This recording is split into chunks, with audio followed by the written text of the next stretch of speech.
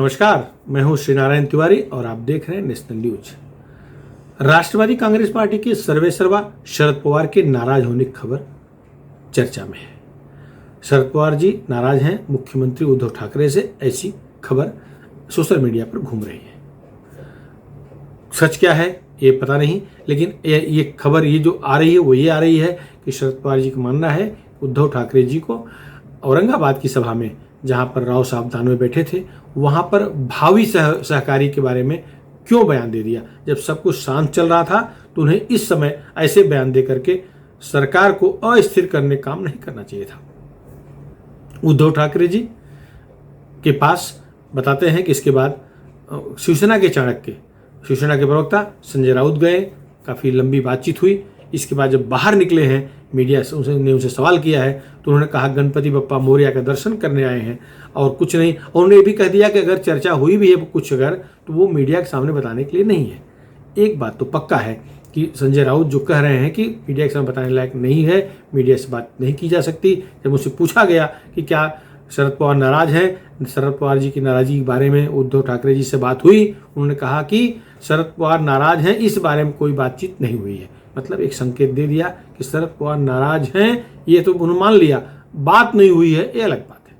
अब स्थिति यह है कि शरद पवार जी सोच रहे थे कि 2.5 साल कार्यकाल उद्धव ठाकरे जी का पूरा हो जाएगा तो उसके बाद अपनी सुपुत्री को वो मुख्यमंत्री कुर्सी पर बैठते हुए देख लेंगे।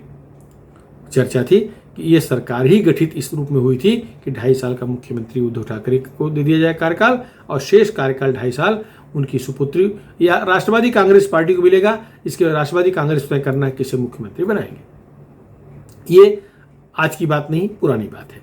अब धीरे धीरे 2 साल पूरे होने जा रहे हैं, मतलब अगले मई वगैरह तक 2.5 साल पूरा हो जाएगा।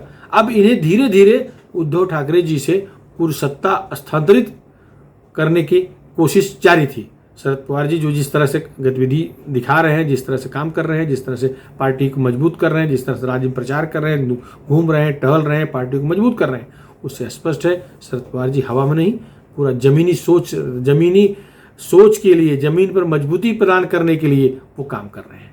अब उनकी नाराजगी जो हो गई है वो ये कि कहीं नया गणित तो नहीं बनने जा रहा है। वो नाराज इस बात से हैं कि अगर भारतीय जनता पार्टी शिवसेना का नया गठबंधन हो गया तो उनका क्या होगा, उनके सपने क्या होगा। बेचारे के पास 4 ही सांसद तो महाराष्ट्र में हैं, एक बाहर राज्य में है। इस तरह से 5 सांसद वाली उनकी पार्टी है और ख्वाब वो कई बार हम यही देखते हैं प्रधानमंत्री बन जाए। वो देखें ना देखें, उनके पार्टी के नेता यही ख्वाब देखते रहते हैं कि शरद पवार जी प्रधानमंत्री बन जाएंगे। 5 सांसद के बल पे प्रधानमंत्री बनने का ख्वाब उनके पार्टी के लोग देखते रहते हैं। और अगर उद्धव ठाकरे जी कल अपनी जिद छोड़ दे, अथवा जो उनका ख्वाब, तो उनकी ख्वाब बाबा साहब को दिया गया वचन तो उनका पूरा हो गया है, वो मुख्यमंत्री शिवसेना का बन गया है। वो खुद तो मुख्यमंत्री बनना चाह नहीं रहे थे, वो शिवसेना का मुख्यमंत्री बनाने की बात कर रहे थे। तो अब मुख्यमंत्री शिवसेना का हो गया है, माने खुद ही बन गए हैं। तो अगर वो कल छोड़ दें और कल गठबंधन करना चाहें तो भारतीय जनता पार्टी जो शीर्ष नेतृत्व है वो उनके पक्ष में है। प्रधानमंत्री नरेंद्र मोदी, केंद्रीय गृह मंत्री अमित शाह उनको मानते हैं, वो जानते हैं कि हमारे प्राकृतिक मित्र हैं, इनके साथ कोई नुकसान उनका नहीं है। उनका जो है नैसर्गिक मित्रता है, दोनों को वोट बैंक एक है, दोनों को वोटर एक है। ऐसी स्थिति में दोनों का ही फायदा है, नुकसान नहीं है। अभी तो दोनों समविचारी पार्टियां एक साथ न रह करके एक दूसरे पर वार प्रतिवार कर रही हैं, इससे वोटर भ्रमित हो रहे हैं, इससे नुकसान दोनों दल का हो रहा है, इससे नुकसान विचारधारा का हो रहा है। तो ये बात पार्टी आला कमान देख रहा है। मैं बात कर रहा हूँ भाजपा का। हाँ, निश्चित है कि प्रदेश इकाई में लोग बहुत नाराज हैं। जिस तरह संजय राउत रोज जहर घोलते हैं, इससे या स्थानीय नेताओं के खिलाफ उल्टा पलटा बोलते हैं, इससे स्थानीय इकाई जो है प्रदेश भाजपा काफ़ी खफा है। निश्चित है वो विरोध करेंगे, क्योंकि उन्हें पता है कि बचा हुआ 3 साल तो ये सरकार चलने वाली नहीं है। जैसे ही कोई बड़े राज्यों में चुनाव होगा, जैसे यूपी का चुनाव शुरू होगा, कांग्रेस को कुछ न कुछ सोचना पड़ेगा। कांग्रेस हो सकता है बिदक जाए, हो सकता है बाहर पड़ जाए, सरकार ऐसे ही गिर जाएगी। अगर सरकार गिरेगी तो राज्यपाल शासन, राष्ट्रपति शासन रहेगा। राष्ट्रपति शासन का मतलब हुआ राष्ट्रपति उनका ही है, माने राज्यपाल उनका ही है, तो उनका ही राज आ जाएगा। इसके बाद चुनाव होगा, जो जनता जिसको बहुमत देगी, जिसको फैसला सुनाएगी, उसका राज होगा।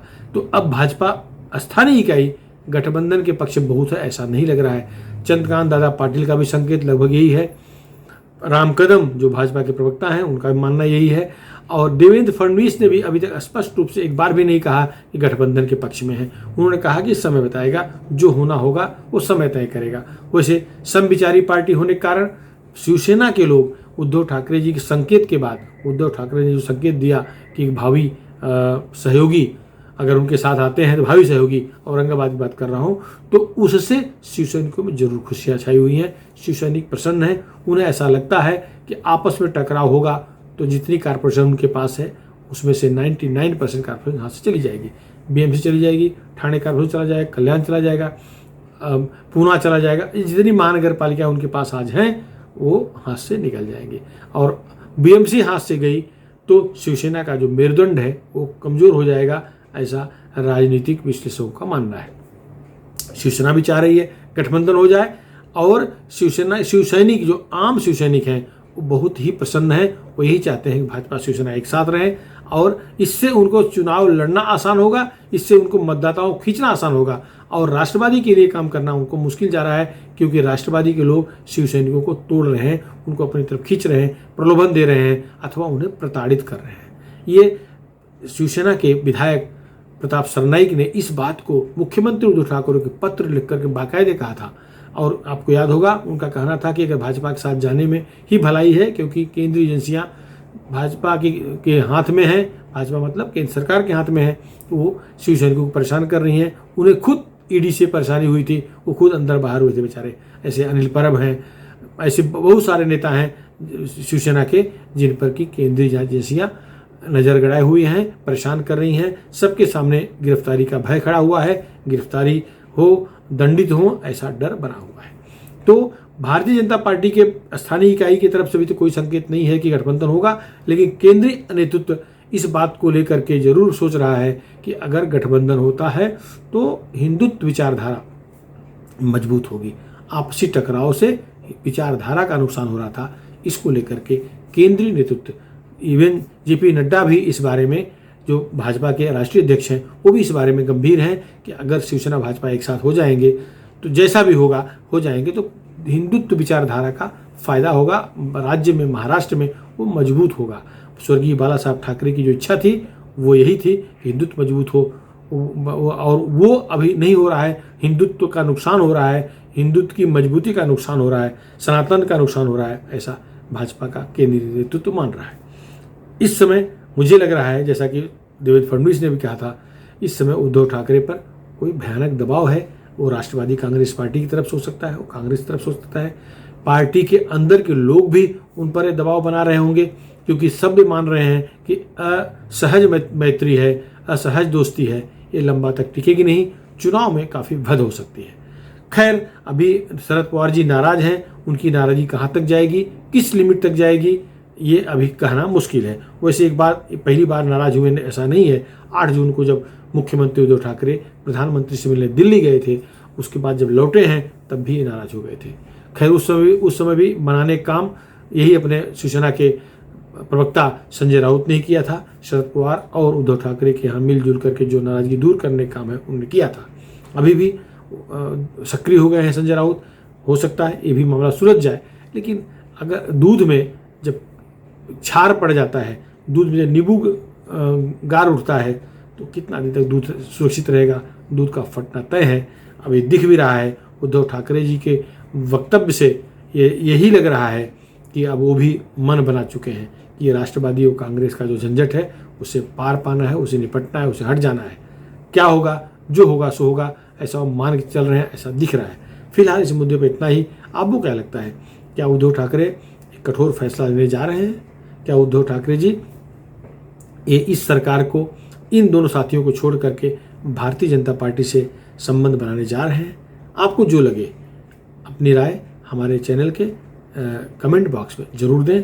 फिलहाल इस मुद्दे पर इतना ही। नमस्कार।